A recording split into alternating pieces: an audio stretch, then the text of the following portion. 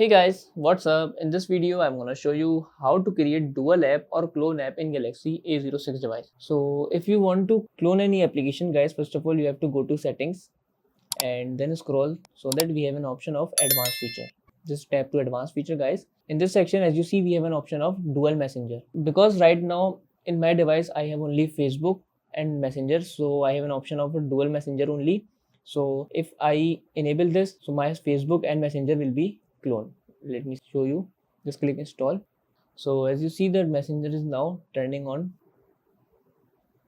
Now as you see, the second copy of Facebook installed. Now let's see. So this one is the original one and this one is a copy one.